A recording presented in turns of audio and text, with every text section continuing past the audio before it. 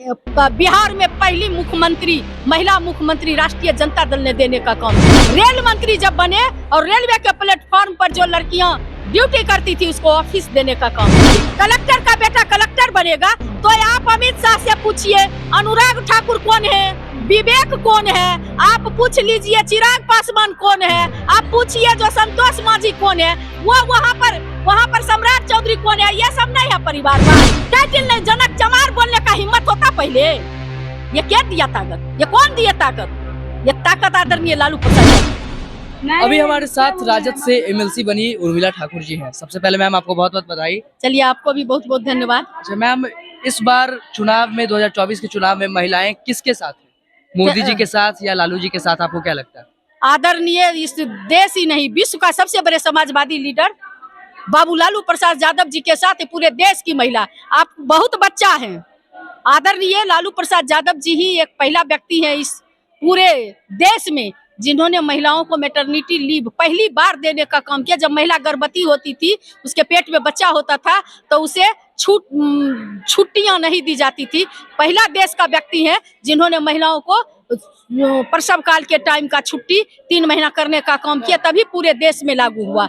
महिला को सबसे पहले बार 33% आरक्षण पंचायती राज में बाबू लालू प्रसाद यादव ने ही देने का काम किए। आदरणीय लालू प्रसाद यादव जी ने जो रेल मंत्री जब बने और रेलवे के प्लेटफॉर्म पर जो लड़कियां ड्यूटी करती थी उसको ऑफिस देने का काम किए। बाबू लालू प्रसाद यादव बिहार में पहली महिला मुख्यमंत्री राष्ट्रीय जनता दल ने देने का काम किए। इसलिए राष्ट्रीय जनता दल और बाबू लालू प्रसाद यादव जी हमेशा महिलाओं के लिए चिंतित रहे। हमेशा देखते होंगे कि पत्थर फोड़ने वाली जात की मुसहर समाज से आती थी भगवतिया देवी, उनको भी पार्लियामेंट भेजने का काम किए। मालती देवी जो रविदास समाज से आती थी उसको भी पार्लियामेंट भेजने का काम किए। कुमकुम राय जो धानुक समाज से आती थी। सुन लीजिए फिर से तब कि आपको भेज दिया विधान परिषद, किसी को लोकसभा किसी को राज्यसभा भेज दिया। बिहार का उप मुख्यमंत्री का कुर्सियां बेटा के सिवा दूसरा को कहा नहीं दे देते हैं लालू जी? अच्छा, एक चीज आप कहिए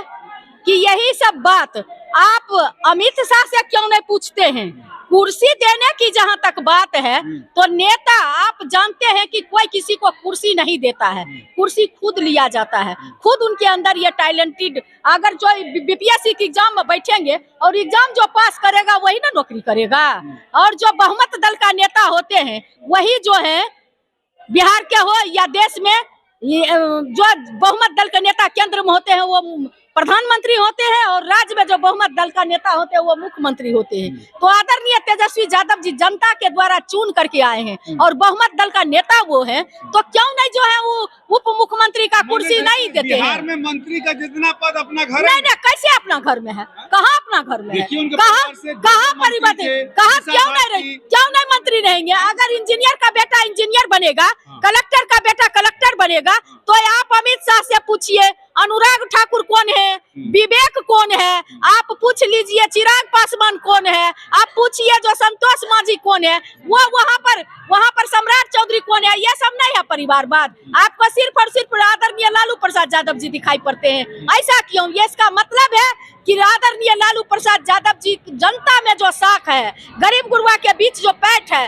गरीब गुरबा का जो भरोसा है, उससे जो है बाकी दल घबराए रहते हैं, इसीलिए इस तरह की बात करते हैं। मैम, उनका कहना होता है कि अगर हमारे यहाँ किसी नेता के पुत्र भी हैं तो उनको पार्टी के लिए काम करना पड़ता है, वो करते हैं तभी आप देखे नहीं कि बिना काम किए हुए जो आदरणीय तेजस्वी यादव जी 2020 में जनता के बीच खड़े थे और कहे कि जनता मालिक अगर आप हमको मौका देंगे तो मैं 10 लाख युवाओं को अस्थाई और सरकारी नौकरी देने का काम करेंगे। उस समय यही राज्य का मुख्यमंत्री, यही वर्तमान मुख्यमंत्री नीतीश कुमार जी हंसते थे, कहते थे मुंगेरी लाल का हसीन सपना देख रहा है, रुपया कहाँ से आएगा? उस समय आदरणीय राष्ट्रीय अध्यक्ष जी जेल में थे तो कहते थे बाप के यहाँ से जेल से रुपया लाएगा, जो कह रहा है।